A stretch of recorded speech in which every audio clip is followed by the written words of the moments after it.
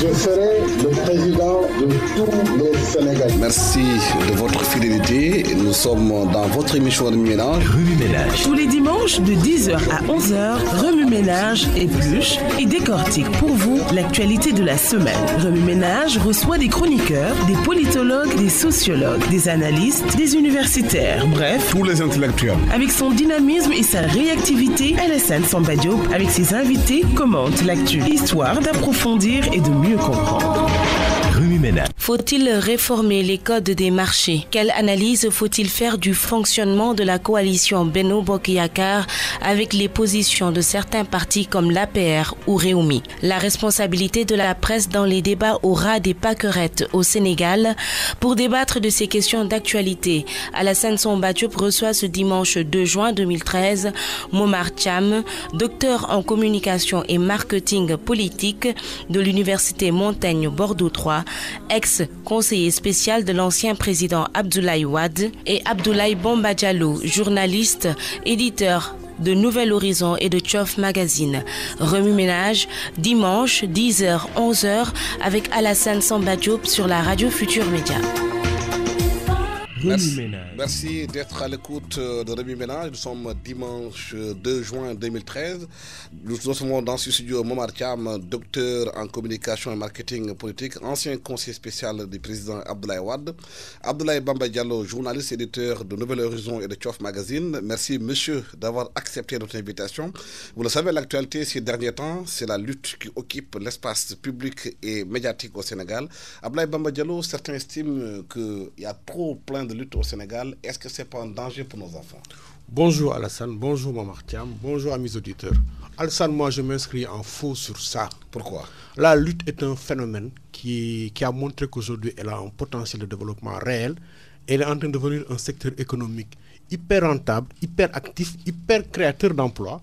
Il reste maintenant aux élites de ce pays, à ceux qui ont, je ne dis pas le monopole, mais à ce qui, en tout cas, il est demandé d'avoir la réflexion en charge, de réfléchir pour voir comment aujourd'hui organiser ça, codifier ça, pouvoir en faire aujourd'hui l'un des secteurs qui est une identité remarquable du Sénégal. Excusez-moi, mais qu'est-ce que c'est que la boxe?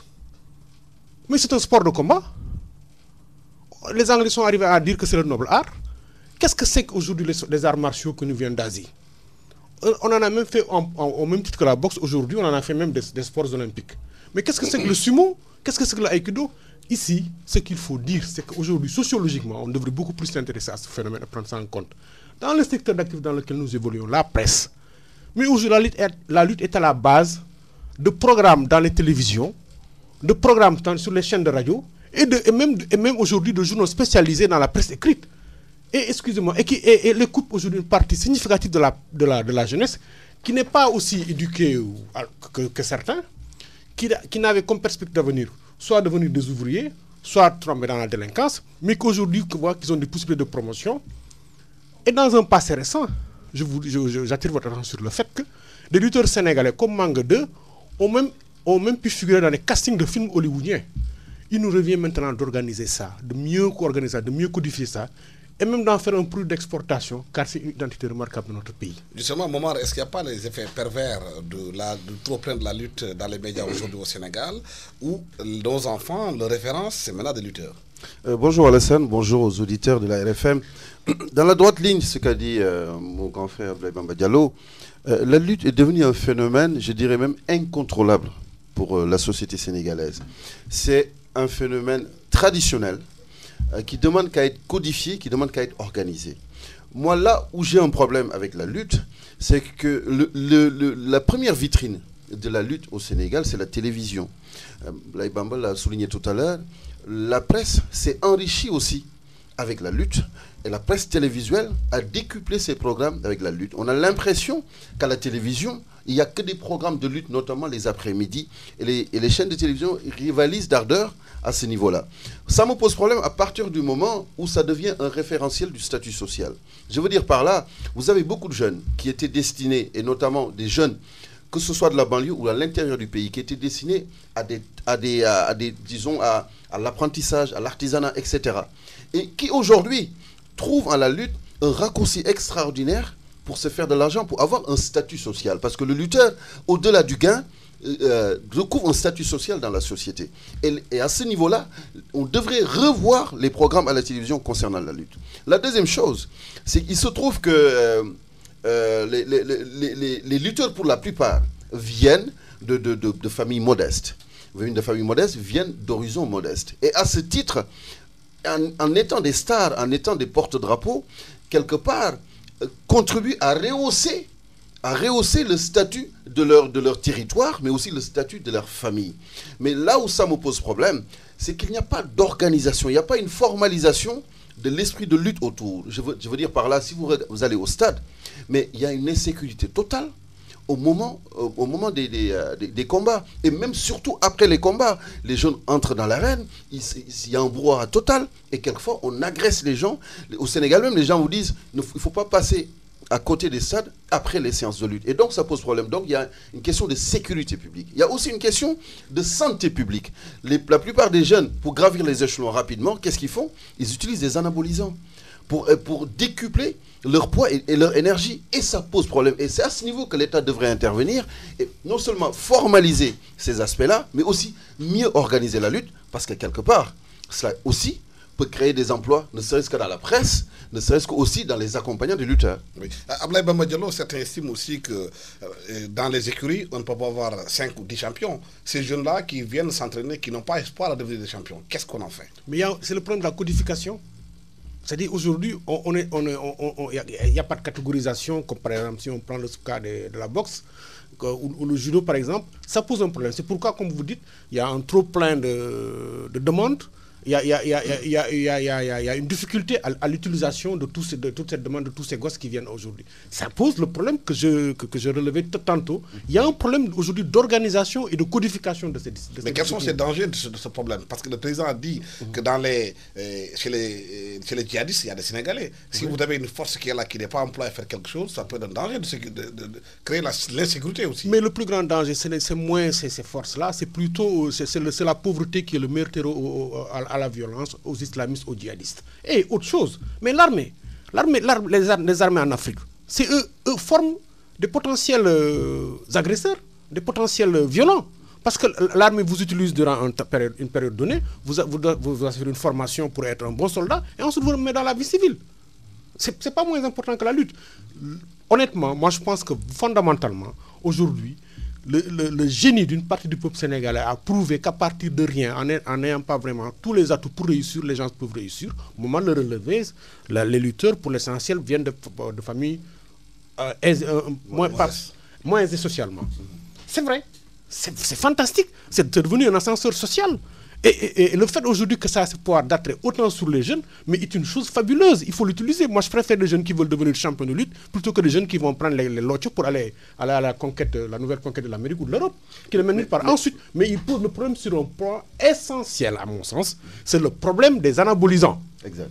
Le problème maintenant, pour réussir, pour devenir champion de lutte rapidement, pour devenir un nouveau Balagaï ou un nouveau, je ne sais pas moi, Tyson ou un nouveau, je ne sais pas, Yekini, il y a des raccourcis que permet aujourd'hui la médecine moderne sur lesquels aujourd'hui on fait très attention. Je termine en disant une chose. Moi, je suis étonné par quand même le fait que dans ce pays, on aime jouer sur les absurdes. Regardez, la lutte et le sport aujourd'hui qui s'est très développé ces dernières années, et c'est la seule discipline sportive qui depuis près de 30 ans est régie par un CNG ou un truc. Mais pourquoi il n'y a pas de fédération? Alors que les sports qui prennent beaucoup d'argent, qui créent des tas de problèmes, qui n'arrivent pas à flatter notre égo national, qui depuis 1960 nous font penser qu'on peut avoir une Coupe d'Afrique, on n'a rien. Ils ont des fédérations, ça va, ça danse, ça reprend, etc. Et la lutte qui est là, qui fait des qui attire la jeunesse, qui, je pense, sociologiquement, je n'ai pas fait d'études précises là-dessus, je n'ai pas eu d'études là-dessus, mais je suis sûr que positivement, il y a un impact aujourd'hui entre au moins la violence et la lutte. Oui. Où elle a baissé, ou en tout cas elle connaît un développement moins fort que par rapport à certaines années. Oui, mais moi, si on ne codifie pas la lutte aujourd'hui, est-ce que ne peut pas, les lutteurs là qui n'arrivent pas à être des champions ne peuvent pas être tentés à faire autre chose? Mais le problème, vous l'avez relevé, Alassane, à l'entame de votre propos, disons sur 100 lutteurs, vous en avez peut-être 3 ou 4 qui sortent du lot. Et aujourd'hui, l'idée est répandue selon laquelle les jeunes lutteurs qui n'arrivent pas à percer deviennent soit des agresseurs, ou mieux, travaillent dans la sécurité. Et c'est la même chose que l'on dit en général des militaires qui ont fait par exemple la Casamance et après qui ont ou les autres fonds de lutte qui sont sortis de l'armée. Mais le problème avec la lutte, moi, il y a ce que j'appelle les phénomènes induits. Je veux dire par là, regardez aujourd'hui, est-ce qu'il est possible de codifier et de formaliser l'environnement de la lutte, ne serait-ce que dans l'arène? Regardez le nombre par exemple de marabouts autour de l'arène. Et regardez les prêcheurs, regardez le nombre de voyants qui interviennent dans la lutte. Et qui gagnent plein d'argent. Et on en arrive. Et regardez le nombre de lutteurs qui font aujourd'hui l'objet de publicité ou qu'on utilise comme des icônes publicitaires. Je veux dire par là, à partir du moment où cet environnement-là, ne serait-ce que pour la publicité, ne serait-ce que pour les questions occultes, ne serait-ce que pour la question de l'environnement immédiat des lutteurs, ne peut pas être codifié, parce que les d'aucuns vous diront, et surtout les traditionnalistes vous diront, c'est ça qui fait la tradition de la lutte. Et donc on ne peut pas y toucher, on ne peut pas le codifier. Et ça m'étonnerait, comme dit tout à l'heure Ablaye, qu'on en arrive à créer une fédération sénégalaise de lutte. Pour la bonne et simple raison, cela toucherait aux intérêts de certaines personnes qui n'aimeraient pas que ces intérêts soient entamés et qui auront toujours l'argument selon lequel la lutte est faite autour de ces phénomènes traditionnels. Il ne faut pas y toucher, sinon on touche à l'essence et à la quintessence même de la lutte. Mais il y a une limite à ça. Oui, mais là où je dis que l'État devrait intervenir, l'État doit mettre en place des garde-fous. Parce que, évidemment, il y a un lutteur célèbre aujourd'hui qui sert d'icône, qui va dans les écoles et qui dit aux élèves, aux étudiants, travaillez, apprenez. C'est même très bien. À part que l'effet inverse est que ces enfants aussi le regardent comme une idole, le regardent comme quelqu'un bandé de muscles, et que certains de ces enfants-là, il n'y a pas une étude empirique qui a été faite là-dessus, mais certainement, ces enfants-là voudraient être comme lui. Et certains se diront, mais lui, il n'a peut-être jamais étudié, ou il n'a pas eu l'occasion d'étudier, ou il s'est arrêté en cours de route, pourquoi moi, je ne pourrais pas être aussi un modulo pour le citer? Mais le problème, il est là. Et pareil pour la publicité. Si vous avez des stars de la lutte, aujourd'hui, à juste titre, puisque ce sont des icônes, nous communicants, on les utilise. Absolument. Tant mieux, ça leur fait gagner de l'argent, c'est des porte-drapeaux, c'est des relais extraordinaires auprès de l'opinion. Mais tout dépend du langage que l'on y met. Parce que la lutte aussi a son langage en termes de communication. Dire du takatirip, nintimbat, etc., qui fait l'objet de danse, quelquefois même obscène, entre autres, mais peut aller très très loin. Parce qu'aujourd'hui, on en danse, mais demain, c'est des coups de poing, et après, peut-être c'est des meurtres. On ne sait jamais. On ne sait jamais. Et l'État a son rôle à jouer à ce niveau-là. Ablaye Bamba Diallo, pour évoluer aussi, on parle d'intérêt aujourd'hui. Il y a l'histoire des codes des marchés dont on parle dans ce pays. Le gouvernement veut une réforme des codes des marchés pour dire que l'exécution des marchés dans les ministères prend trop de temps. Et vous pensez que c'est judicieux de faire la réforme des codes des marchés? Absolument. Pourquoi? Absolument, parce que quand même, il faut quand même qu'on soit aussi raisonnable. On ne peut pas aujourd'hui être un pays qui est dans la situation où le temps n'est pas notre atout. Il est assez souvent contre nous, où on veut pouvoir mettre les choses, on va pouvoir exécuter certains types de programmes, on veut aller vite, on veut faire les choses dans des délais raisonnables, que les politiques prennent des engagements et ensuite que des procédures viennent nous dire, rien que le traitement par les procédures, des fois peut vous amener pas moins de 6 mois ou pas moins d'une année. Je pense que ça, on le doit à Wade et il faut au moins reconnaître cette chose dans le cadre vraiment de la transparence. Dans le cadre de la bonne gouvernance, il a véritablement mis au point des instruments, autant de codification, de mesures que de veille, qui ont tellement aujourd'hui, je trouve, qui sont d'une telle utilité, mais leur efficacité pose problème, qu'aujourd'hui, il est devenu aujourd'hui difficile à l'exécutif de pouvoir travailler correctement, normalement. Maintenant, il faut forcément, aucune œuvre humaine étant parfaite, je pense qu'aujourd'hui, à la pratique, on se rend compte qu'il y a un certain nombre de procédures que nous devons revoir, nous devons les adapter. Je prends un exemple. Aujourd'hui, si on dit, par exemple, on va faire le pont de Médina Ndiagbé, tu le connais bien, on est tous du partenaire. Tu connais bien. Si je veux dire, ne serait-ce que le principe, le financement est acquis, quelquefois, les bailleurs de fonds qui financent ça vous enferment dans des délais. Et si vous venez aujourd'hui, le code des marchés, en tout cas, l'architecture de bonne gouvernance qui est au Sénégal peut faire qu'aujourd'hui, ça peut prendre 1 an. Mais 1 an, ça vous est décompté au point que vous pouvez arriver à un moment où le bailleur de fonds vous dit vous êtes plus dans notre budget, ou bien vous êtes hors budget, ou bien on ne peut plus prendre en compte, et excuse-moi, on est perdant. Je pense que c'est utilité. Maintenant, il faut savoir qu'est-ce qu'il faut aujourd'hui tailler, qu'est-ce qu'il faut aujourd'hui adapter. Mais justement, Moumar, est-ce que cette volonté de réformer doit aller avec la transparence? Parce que aussi, c'est important aussi. Hein. Mais vous savez, un État qui, dans un souci de transparence et d'efficacité de la dépense publique, veut améliorer un dispositif législatif, est un État, à mon avis, qui a une démarche salutaire. Une loi, comme l'a dit Bamba tout à l'heure, elle n'est jamais parfaite. Une loi souvent est adaptée à un contexte. Et il faut saluer à ce niveau l'avancée considérable qui a été faite à ce niveau-là par le président Wade en 2007, puisque la réflexion a été entamée en 2003 déjà. Le Sénégal essaie de trouver un dispositif législatif d'encadrement de la dépense publique. En 2007, il y a ce décret de 2007 qui encadre pour une meilleure transparence, une meilleure efficience de la dépense publique. Mais il se trouve qu'aujourd'hui, il est vrai que quelquefois la dépense publique, les marchés publics, ça prend beaucoup de temps. Et un État, quelquefois, face à une demande sociale, n'a pas assez de temps et n'a pas la pédagogie nécessaire pour expliquer aux populations pourquoi telle disposition que j'ai prise pour un marché, pour par exemple faire un pont, prend du temps. Maintenant, attention, les décrets de 2011 et de 2012 ont apporté quand même des rectificatifs pour tenir compte de certains aspects des marchés publics, ne serait-ce que pour la défense nationale, ne serait-ce que pour les questions de sécurité, etc. Et vous avez aussi des traités internationaux, des conventions qui prévoient dans leurs dispositions des règles sur lesquelles on ne prend pas en compte les dispositions du Code des marchés publics pour aller un peu plus vite. Mais je veux dire par là, la démarche, elle est toujours salutaire. Est-ce qu'aller plus vite aujourd'hui, Momar, ne peut pas risquer qu'on est dans des choses où, au nom de la précipitation et de l'urgence, qu'il y ait des marchés de gré à gré? Mais évidemment, vous savez, c'est devenu un terme générique, le marché de gré à gré. Je veux dire, qui n'est pas illégal forcément. Qui n'est pas forcément illégal, parce que vous avez, comme je vous l'ai dit tout à l'heure, il y a des dispositions express qui sont prévues dans le Code des marchés publics pour ce qui concerne tout ce qui est les questions de sécurité, les questions même d'environnement, mais aussi les questions de défense nationale, les questions stratégiques. Et ça, le Code des marchés publics le prévoit.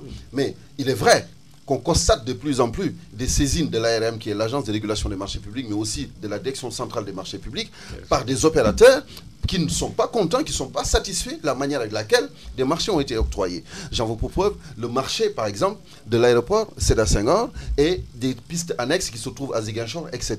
Vous avez des opérateurs privés qui ont fait des recours auprès de l'ARM et auprès de la DCMP.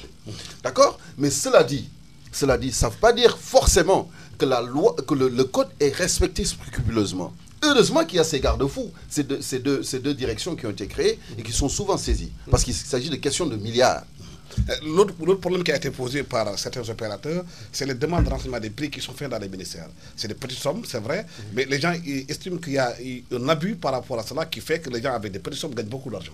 Absolument. Comme moi, je pense que je le dis, je pense que Maman le dit, je pense que le bon sens peut le comprendre. Aucune procédure dans l'absolu n'a une pertinence qui... Les petits fonctionnaires dans les ministères peuvent gagner beaucoup d'argent avec des RMP, des petites sommes. Mais ça, c'est un problème d'éthique. Ça, c'est un problème d'éthique. Je pense que ça, c'est un problème d'éthique. Je pense que là, véritablement, on a fait de grands progrès dans le traitement de la dépense publique et sur le chemin de la bonne gouvernance. Mais ce n'est pas pour autant qu'il n'y a pas ces effets pervers. Je pense qu'on s'en rend compte. Il faut porter des correctifs. Et le marché de gré à gré, comme je le disais tantôt, n'est pas forcément un marché illégal. Ce sont les ententes. Les ententes directes qui sont dans l'illégalité. Ce sont les positions de cartel. Exact. Qui sont dans l'illégalité. Mais un gré-gré, on peut le faire. Excusez-moi, aujourd'hui, vous imaginez par exemple un hôpital qui est, je ne sais pas, dans un endroit précis du territoire national, qui a un matériel qui tombe en panne et qui a besoin de l'acheter tout de suite. Mais ça, la santé des populations est là urgente. Vous avez le budget qu'il faut, vous avez les crédits qu'il faut, et vous savez que c'est les établissements là Bamba Diallo qui vendent ça. Mais vous allez acheter. On peut pas s'opposer à ça. Ensuite, je pense, dans tout pays aussi, il y a une chose à laquelle il faut veiller. Il faut protéger, je pense, le secteur public et privé national. Ça, je crois qu'on ne peut pas avoir une économie qu'elle génère de revenus, qu'elle génère de recettes, et que vraiment la portion congrue, sinon aucune portion ne revient aujourd'hui à ce qu'on va appeler aujourd'hui le capital national. Ça, je pense qu'il faut aussi veiller à ça. Moi, je suis partisan, j'ai une démarche qui consiste à ce que certains marchés, on doit les conserver dans l'absolu à des nationaux, à des entreprises nationales. nous faut créer nos propres champions à l'image de tous les pays du monde qui ont pu sortir leur économie de l'ornière.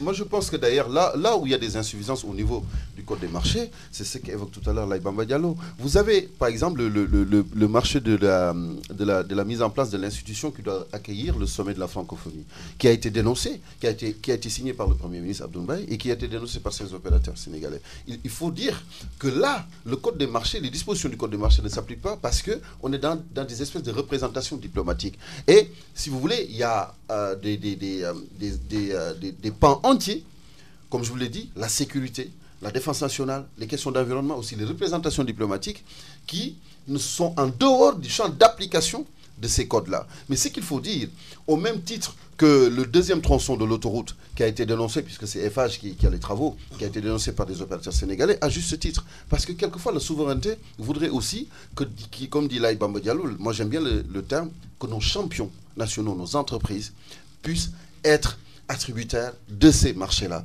C'est pour la bonne et simple raison, ça crée des emplois en interne, mais surtout, ce sont des entreprises qui savent travailler en synergie avec les grands groupes, que sont FH, que sont Veolia, que sont d'autres. Ces entreprises sont capables d'exécuter ces marchés aussi. Mais absolument. Mais tout à fait. Mais tout à fait. Alsan, de Nouakchott à Yaoundé, il y a 2 pays africains qui ont, par exemple, dans le secteur des bâtiments de travaux publics, qui ont des entreprises nationales. C'est le Sénégal et le Burkina. Même la Côte d'Ivoire, qui est une économie plus puissante, on n'a pas de ressources humaines, excusez-moi, différentes des ressources humaines ivoiriennes. Le capital national n'a pas osé entrer dans ce secteur. Même le tout-puissant Nigeria. C'est important. On ne peut pas faire l'impasse sur ça. Moi, je ne dis pas que c'est du nationalisme étroit, mais moi, je pense que c'est du réalisme. C'est du réalisme patriotique. Mais est-ce qu'on doit faire comme d'autres pays l'ont fait? Par exemple, si un étranger vient investir au Sénégal, qu'il est obligé de collaborer avec un local. Mais c'est en droite ligne de l'esprit, ce qu'on dit depuis tout à l'heure. Mais regardez ce qu'un Baratal est capable de faire, les gens le font pour la construction des routes et l'édification des routes. CSE CSE est capable de faire. Mais ce sont nos fiertés nationales. Mais je dis que là où le bas blesse par rapport aux dispositions du Code des marchés, il faudrait prévoir une disposition express qui privilégie quand même nos entreprises nationales. Mais le général de Gaulle disait une chose, un pays n'a pas d'amis, un pays n'a que des intérêts. Absolument. Un pays doit chercher à gérer ses intérêts d'abord, de ses travailleurs, de ses ressortissants, donc de ses entreprises. Et ces fleurons de l'entreprise sénégalaise doivent porter plus haut la croissance sénégalaise si toutefois on les attribue, on leur fait confiance pour ce type de marché-là. En parlant d'intérêt à Laye Bamba Diallo, la coalition Benno Bokk Yakaar, on a vu que son fonctionnement aujourd'hui est remis en cause.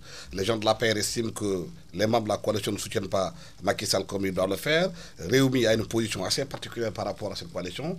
Est-ce que cette coalition hétéroclite, les intérêts sont convergents? Absolument pas du tout. Il n'y a pas de coalition. C'est une coalition du second tour. Ce n'est pas une coalition du premier tour. C'est une coalition de réalisme. Wade était l'ennemi commun. Il fallait tous contre Wade pour que Wade dégage. Il y a eu les primaires à l'intérieur de toute l'adversité à Wade. C'était le premier tour. Macky Sall est sorti le seul qualifié en finale. Tous les autres petits se sont regroupés derrière lui pour faire tomber le grand géant. Maintenant, les intérêts sont divergents. Qui plus est, il y a aujourd'hui un problème absolument de transmission de pouvoir dans ce pays entre générationnel. La génération de ceux qui s'arrêtent selon moi à Tanordien, à Ablaye Bathily et autres, et bon, je ne parle pas de ceux qui sont derrière, c'est-à-dire les Moustapha Niasse et autres, mais c'est fini, ils sont en voie de sortie. Donc absolument, les intérêts sont divergents. Maintenant, je pense que le seul problème qui se pose aujourd'hui, c'est le président Macky Sall. Ses alliés naturels ne sont pas dans Benno Bokk Yakaar. Ses alliés naturels, c'est sa famille libérale. Ça prendra le temps que ça prendra. Les gens se feront un peu des Sénégalais jaddes ou des Sénégalaises riches, si vous permettez. Mais c'est entre lui et Idriss Seck, le premier qui prendra ce qui restera du PDS quand Wade ne sera plus opérationnel, qui peut-être comprendra que il y a des libéraux d'un côté, les socialistes de l'autre, et peut-être les nationalistes de l'autre.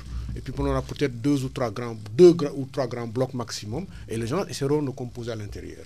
Maintenant, aujourd'hui, c'est peut-être le président Macky Sall qui doit faire preuve d'autorité. S'il n'est pas satisfait de ses alliés, il n'a qu'à leur dire c'est comme ça, ou si vous n'êtes pas d'accord, chacun mais est-ce qu'il peut le faire au moment où à l'Assemblée nationale, son parti n'est pas majoritaire?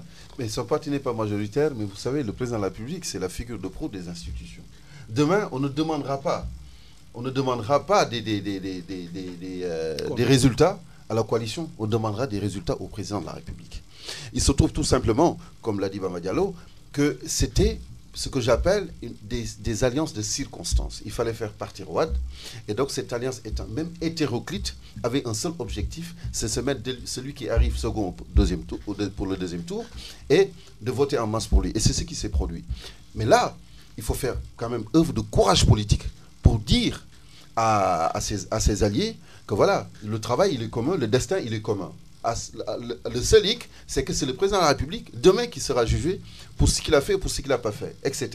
Mais souvenez-vous, quand en 2000, la coalition 2000 qui avait porté la candidature de Wade. Après, qu'est-ce qui était Premier ministre? C'est Moustapha Niasse. Et qu'est-ce qui s'est passé après quand le président de la République a limogé son Premier ministre? Mais il a positionné le PDS, son appareil, comme étant le seul instrument de gestion du pouvoir. Et il a eu l'opposition en face. Moi, je pense toujours qu'un bon président de la République, pour assumer la grandeur de sa présidentiabilité, doit avoir une opposition forte en face. Et aujourd'hui, à mon sens, le président Macky Sall fait face à deux oppositions. La première opposition, elle est inclusive, elle est à l'intérieur même de l'appareil d'État, ce sont ses alliés. C'est-à-dire, ce sont les personnes qui sont là, qui avaient les mêmes ambitions que lui, et finalement qui ne sont pas passées, qui se sont regroupées pour le soutenir, parce qu'ayant un objectif commun, c'est de chasser Abdoulaye Wade du pouvoir. Et la seconde opposition, c'est le PDS, qui est son allié naturel, et aujourd'hui, qui a sur son flanc une bonne partie avec Idrissa Seck. Et qu'est-ce qu'il peut faire? Là, c'est vraiment une problématique majeure pour le président. Mais la différence entre le PDS et l'APR, c'est que le PDS, c'est un parti quand même qui a un vécu, qui est venu au pouvoir. Oui. L'APR, c'est 4 ans, c'est pas un parti. Mais non, mais l'APR n'a pas eu sa période de maturité. C'était un parti qui est dans un processus purement embryonnaire et qui a accédé au pouvoir, raison pour laquelle il n'est pas armé, même institutionnellement et politiquement, pour faire face aux défis de l'opposition. Moi, j'ai un problème à ce niveau. Et ce qui se passe, c'est pas pour rien que le secrétaire général du gouvernement, Seydou Gueye, est sorti dans les ondes pour dire qu'il a l'impression que les alliés ne soutiennent pas, ne défendent pas assez le président de la République. Et la réplique est venue de Barthélémy Dias, qui dit que le Parti socialiste n'est pas un cabinet de communication. Ça dit qu'ils ne sont pas là à porter la communication de l'État. Tiens, on y arrive. Mais ce qui se passe, c'est qu'aujourd'hui, le président de la République doit prendre à bras le corps les affaires, disons, les préoccupations des Sénégalais, en y incluant davantage les considérants que peuvent lui apporter les alliés. C'est en ce sens où je partage tout à fait l'analyse de Barthélémy Dias, qui dit que il faut quand même nous concerter davantage au sein de Benno avec le président de la République sur des enjeux quand même nationaux, qu'on puisse dégager des perspectives ou des solutions communes. Oui. Et ça ne s'est pas fait. C'est ce que dénoncent les alliés de Macky Sall dans Benno, qu'il n'y a pas de coordination, il n'y a pas de concertation, il n'y a pas de discussion. Il ne doit y avoir ni concertation ni coordination. On a élu un président de la République, on est dans un régime présidentiel. C'est le président de la République qui rendra compte. Il faut que les gens arrêtent cette vaste blague-là. Ça n'existe pas. Mais le peuple a tranché. Il y a eu des élections présidentielles, les offres politiques étaient là. Le peuple a tranché entre au moins une douzaine d'offres, a qualifié deux offres en finale et a choisi l'offre la plus jeune, la plus récente. Mais si tu acceptes de gouverner avec aussi, il faut leur parler. Non, on peut associer les gens, simplement. Mais c'est un régime présidentiel. C'est pourquoi même dans ce pays, même cette histoire, le Premier ministre n'a aucun pouvoir. Il ne fait que faire de la coordination. Tout se décide à la présidence de la République. Tout tient de la volonté du président de la République. C'est une vaste blague. Et puis dans ce pays, cette histoire de parti, ça ne tient pas. Abdou Diouf, quand Senghor lui léguait le pouvoir en 81, quand Abdou Senghor lui léguait le pouvoir en 80, ce n'était pas la volonté du Parti socialiste. Ce n'était pas le choix du Parti socialiste. Ça ne l'a pas empêché d'être président. Avec le temps, d'abord avec l'aide de Collin, ensuite avec l'aide d'Habib Thiam, ensuite avec l'aide de Tanor Dieng. Il a mis peut-être 20 ans à dompter le Parti socialiste à l'avoir. Et c'est après avoir dompté, avoir eu le Parti socialiste qu'il a perdu le pouvoir en 2000. Mais c'est un parti qui a vécu quand même. Oui, Wade, quand il est arrivé au pouvoir en 2000, ce n'est pas le PDS qui l'a mis au pouvoir. C'est la coalition. Ce n'est pas le PDS, c'est la volonté populaire. C'est les Sénégalais qui avaient envie de dégager Diouf. Malgré le fait que le PDS avait peut-être 26 années d'existence, l'appareil du parti, c'est un bluff dans ce pays. Regardez bien, en 2000, Wade devient président. Il met 12 ans à installer le PDS au cœur du pouvoir, à lui donner toutes les mamelles du pouvoir dans ce pays. En 2012, il est dégagé par, comme vous dites, Macky Sall et l'APR qui venaient à peine de sortir de l'Inde. Le parti dans ce pays, c'est de l'escroquerie. Ça ne tient pas la route. Qu'est-ce qui tient la route alors? Les Sénégalais, ils choisissent un homme dans une élection présidentielle. Comme le disait le président Mitterrand, l'élection présidentielle, c'est la rencontre entre un peuple et un homme. C'est prouvé avec pertinence. Maintenant, il reste au président Macky Sall de savoir une chose. Les temps ont changé, les époques ne sont plus les mêmes. il fait face à une population qui s'est rajeunie, qui s'est renouvelée, où les gens aujourd'hui, ils savent sanctionner. Ils ont une médaille à deux faces. Ils ont une médaille à deux faces. Il y a sanction positive quand on est content, Wade l'a connu en 2007. Malgré le fait que l'intelligentsia de ce pays, la majorité de la presse était hostile à Wade, le peuple a choisi Wade.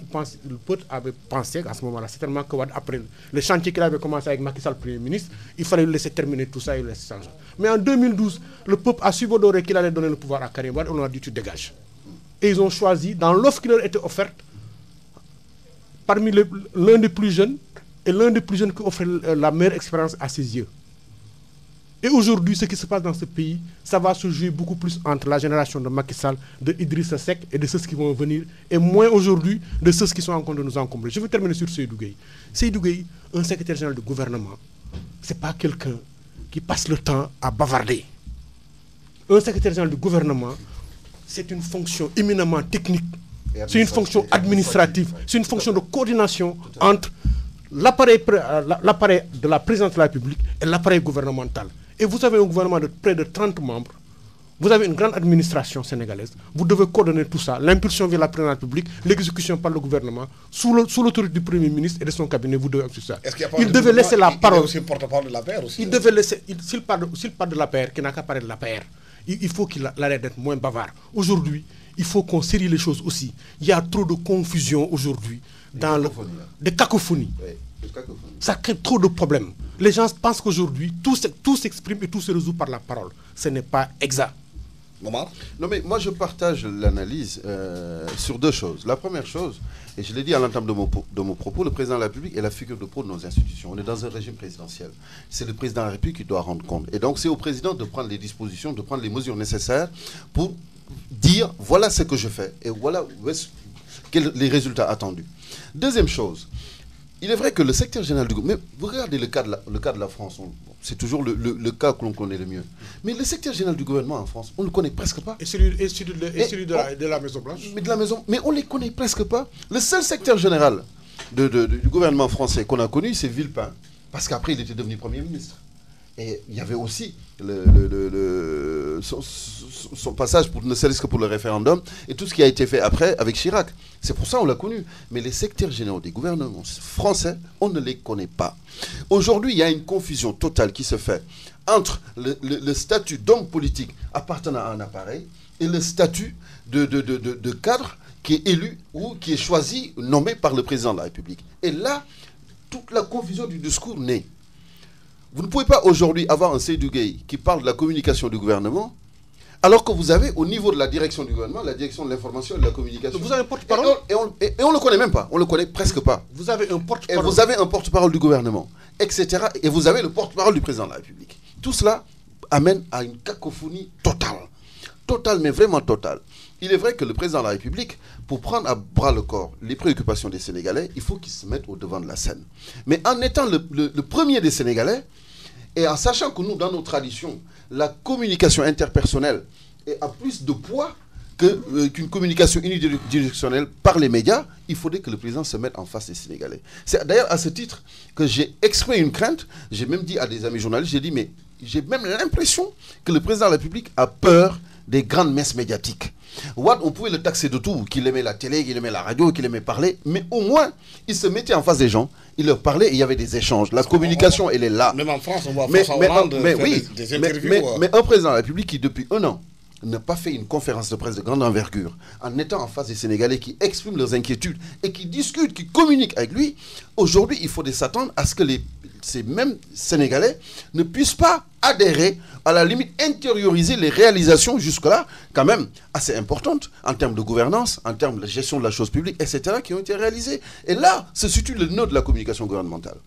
C'est à lui de monter au créneau. Ablaye Bamba Diallo, l'autre question, on a la communication, on va vers la presse. Aujourd'hui, on a constaté dans le pays un débat de bas étage, où on parle des choses peut-être qui heurtent les Sénégalais, des questions vraiment dans l'espace politique aujourd'hui.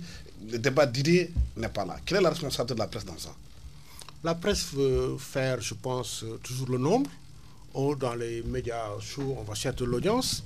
Dans les médias, je pense, écrits, ce qu'on veut, c'est pouvoir faire du tirage. Bon, alors si la préoccupation, en tout cas... Est-ce qu'au nom du tirage, on doit oublier l'essentiel?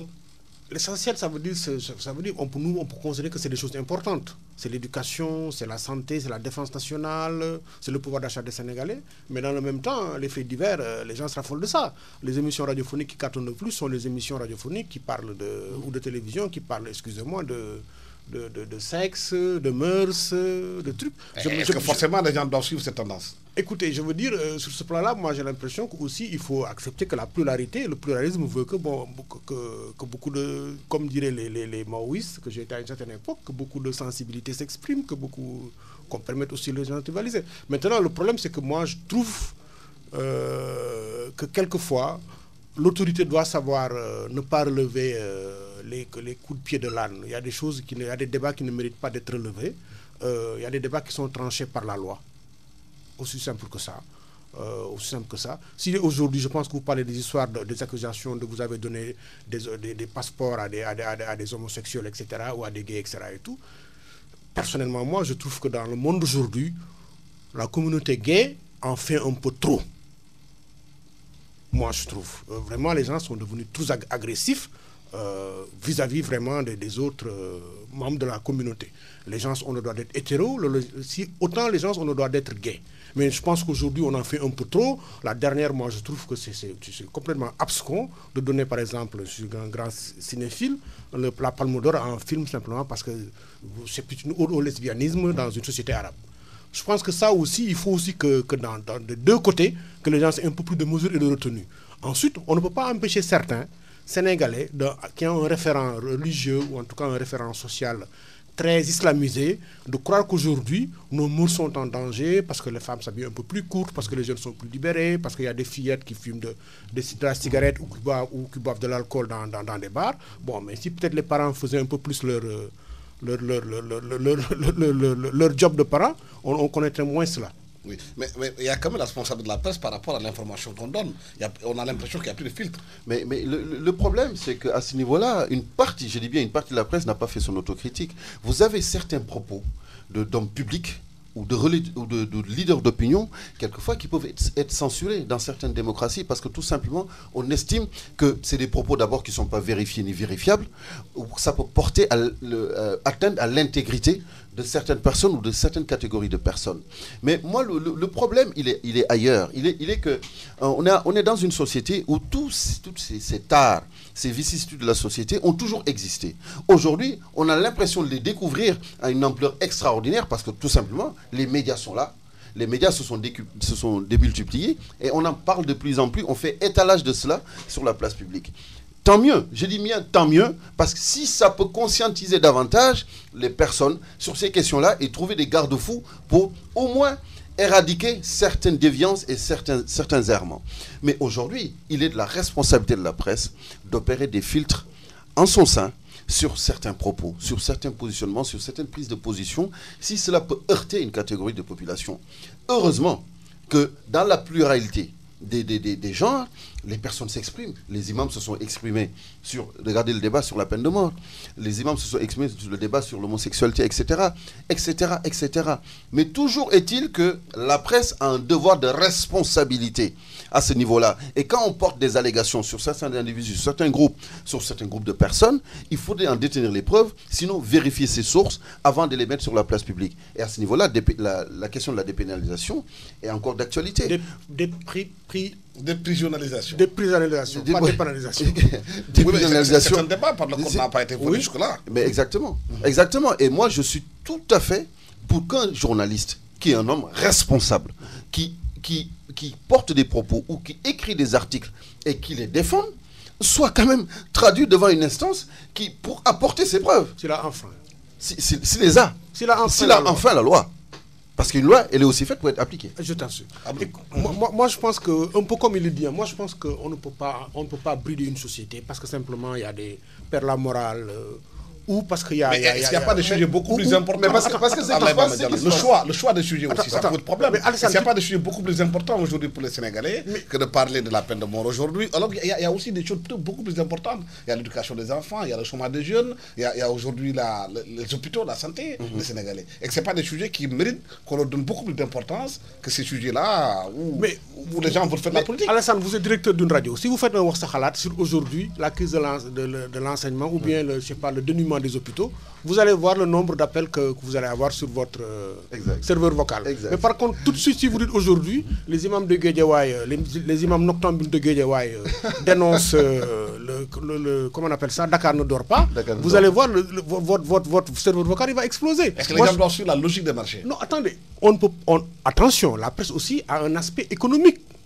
On ne peut pas l'occulter parce qu'à la fin du mois aussi, à la fin des fins, vous là, vous n'allez pas dire à vos collaborateurs, vous savez, on a fait un très bon produit, tous les professionnels, tous les gens bien pensants trouvent que c'est bien, mais on a un déficit de 15 millions, je ne peux pas vous payer vos salaires. Ils vont dire, mais Alassane, tu racontes des histoires. Mais y a un vous êtes un mauvais manager. Et puis Alassane, moi je termine sur un point. Moi je pense qu'il y a ce pays, il y a des faits qui pervertissent tous les débats. C'est par exemple le débat sur l'homosexualité, récemment là, sur les histoires de passeport diplomatique qu'on a remis à un gay, même si on occulte de dire que c'est un Sénégalais. Bon, mais ça pose un problème. Moi je pense que ce débat, il faut que les gens respectent la loi et les règlements. On doit donner les passeports diplomatiques aux ayants droit. Mais tant qu'on en fera aussi un instrument de promotion politique, un instrument aujourd'hui de promotion sociale, on peut promouvoir aux gens qui sont d'une certaine statut social, mais chaque fois que quelqu'un sentira frustré et qui trouvera qu'un autre à qui on a donné ça, il n'a pas droit, il le dénoncera. Mais si on réservait aujourd'hui les passeports diplomatiques aux agents de l'État qui en ont droit, et je pense aux grandes notabilités religieuses, Borom Martabayi, je pense qu'il y aurait moins de débats sur ça. Mais dans la mesure où on donne des passeports diplomatiques, même on dit aujourd'hui on l'a donné à un gay. On l'a donné à des rastaman, on l'a donné à des artistes, je veux dire. Il faut savoir, je ne sais pas. Moi, je rentre d'un pays qui s'appelle la Turquie, où partout, les gens ont porté au nu notre compatriote, le footballeur, là, Moussa Sow. Moussa Sow, qui est devenu une idole. Voilà. Mais moi, je pense qu'aujourd'hui, un garçon comme ça, mais fabuleux de son pays. Moi je n'ai aucune chance de donner son passeport diplomatique. Aujourd'hui, qu'on me dise, je ne sais pas moi, je connais certains grands chefs religieux, comme je vais citer, le vénérable Abdou Aziz Sy Junior. Moi, si on me dit, je pense qu'il mérite un passeport diplomatique. Mais il y a des maraboutons, comme je le dis, mais qui n'ont pas droit à ça. Mais si on a l'habitude de leur donner et qu'un jour on servait, on dit on ne vous donne pas. Mais aussi, ils ont des langues de vipère, ils balancent. En parlant des Sénégalais de l'extérieur, Momar, ça nous permet d'y arriver. On a vu ce qui s'est passé au Maroc avec des Sénégalais qui ont saccagé l'ambassade de certains véhicules. Le représentant des Sénégalais là-bas a dit que les Sénégalais sont en faute parce qu'au Maroc, on interdit le commerce ambulant et que les Sénégalais qui étaient là-bas n'ont pas de papier. Vous avez été aussi consul. Quelles sont les difficultés que vous rencontrez? Mais en fait ce problème démontre au moins un fait. Il a toujours existé des Sénégalais à l'extérieur qui ont eu des difficultés. Et cela existera toujours. Moi, en presque 11 ans, comme consul général à Bordeaux, j'avais compris une chose importante. Les Sénégalais, il faut gérer la proximité relationnelle avec eux. Pour la bonne et simple raison, ils regardent toujours l'institution diplomatique et consulaire comme étant une autorité qui est là, quelquefois même, pour saper leurs intérêts. Je vous donne un exemple. Vous avez des Sénégalais à l'extérieur qui sont sans papier. Mais ces Sénégalais de l'extérieur, compte tenu de cet aspect de notre éducation chez nous qui s'appelle la Soutoure, ils n'en parlent jamais autour d'eux. Moi, il m'est arrivé à Bordeaux de me rendre compte, parce que la police avait interpellé un jeune Sénégalais qui était président de l'association des étudiants, mais qui était sans papier. Voilà, avec qui, pendant presque 4 ans, je menais un combat infernal avec la préfecture pour régulariser des étudiants sénégalais sans papier. Lui-même, il était sans papier. Il ne l'a jamais dit. Jusqu'au jour où il a été interpellé par la police. Et pourtant, je leur dis, on trouve, moi je suis communicant, même si j'ai fait des études de diplomatie à l'ENA après, je connais très bien ces questions-là pour l'avoir vécu pendant 10 ans comme étudiant à Bordeaux. Je les réunissais au travers de leur association et quelquefois, ça pouvait être même pendant des cérémonies à titre informel. Et on discutait sur ces questions-là, histoire de leur faire comprendre que l'autorité diplomatique et consulaire est là pour d'abord gérer et protéger vos intérêts. Que nous ne sommes pas là pour vous créer des problèmes ou pour signer des sauf-conduits pour qu'on vous renvoie au pays. Toujours est-il que l'autorité diplomatique consulaire doit prévenir. C'est comme en matière politique. Quand on est installé, il faut recevoir l'ensemble des Sénégalais et discuter sans tabou de ces questions-là. Mais la question, si vous voulez, de l'illégalité sur le territoire des sans-papiers est souvent des questions taboues. Mais il faut les évoquer, leur dire voilà ce qui se passe et voilà les dispositions législatives et réglementaires du pays qui nous accueille et voilà jusqu'où nous on peut aller. Si on doit vous aider, vous devez être transparent avec nous. Si on ne les accueille pas, on ne discute pas avec eux au préalable, il se passe ce qui s'est passé. Moi, on m'a reproché souvent, quand il y avait des manifestations des Sénégalais à Bordeaux, que je les accueille au consulat. J'aurais pu, de par mes prérogatives, fermer le consulat et leur dire, vous n'accédez pas au consulat. Mais le consulat, c'est d'abord la maison du Sénégal. C'est la maison du Sénégal. Si un Sénégalais a des problèmes, s'il a des réprimandes à faire, il peut l'exprimer dans la maison du Sénégal, donc dans l'institution diplomatique ou consulaire. Toujours est-il que si vous gérez cette proximité relationnelle, il saura comment se tenir dans l'institution. Vous avez même des gens qui m'ont dit à l'époque, surtout la période préélectorale des présidentielles, mais ce que vous faites, vous allez être sanctionné par le ministère des Affaires étrangères. Mais ce n'est pas le cas, parce que tout simplement, les gens qui venaient avec des pancartes marquées « Wade dégage », mais ça, vous ne les voyez pas. C'est au dernier moment qu'ils les sortent. Ils l'ont sorti à l'intérieur du consulat. Et c'est des personnes que j'ai fréquentées en étant étudiant, en étant travailleur à Bordeaux. Ils avaient des choses à dire. Mais donnez-leur l'occasion de le dire, mais toujours dans le respect des normes et règles. Mais ils n'ont pas saccagé le consulat, ils n'ont pas cherché à casser des trucs, etc., etc. Oui, mais là, Bamba, il y a aussi le comportement des Sénégalais à l'extérieur. Des fois qui sont sans papier, qui exigent des choses auxquelles ils n'ont pas droit. Bah, comme vous dites, ils ont le défaut d'ignorer la loi, et nul ne peut invoquer ça. Et ensuite, les gens, ils vont à l'étranger parce que ça a toujours existé dans l'histoire de l'humanité. On a toujours pensé que le bonheur était derrière la montagne. Et arrivé assez souvent dans les pays étrangers, les gens se rendent compte que ce n'est pas meilleur qu'au Sénégal et ils n'ont pas plus d'aptitude ou plus d'atouts qu'au Sénégal pour s'insérer. Il y a une semaine, j'étais au Maroc avec des confrères d'ailleurs sénégalais comme moi. Et je vous avoue, au souk de Casablanca, dès qu'on est arrivé, on a été interpellé par un de nos jeunes compatriotes qui s'est proposé de servir de guide. Mais je me souviens, un de nos confrères lui a dit à la fin là, de notre visite, lui a dit, mais tu ne penses pas qu'il est préférable de retourner au pays plutôt que de rester là? Écoutez, tant que les gens n'auront pas l'espoir de trouver quelque chose dans leur pays, ils s'exileront. Et s'exiler, Wolof le dit bien, tumuranke la. Tumuranke nak nga bal ma dafa neexul. Mais est-ce que s'exiler aussi, c'est de ne pas respecter les règles qu'on a trouvées dans ce pays? Mais est-ce qu'on connaît ces règles? C'est ça. Parce que quand les gens se vendent à Sandaga, à Koloban, dans la rue, ils pensent que dans n'importe quel pays, à la Médina ou au souk, on vend dans la rue.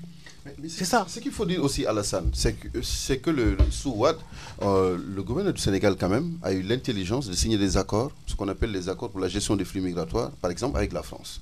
Il se trouve que la plupart de ces accords-là sont dans l'intérêt aussi des Sénégalais résidant légalement, même ou illégalement quelquefois, selon les cas, en France.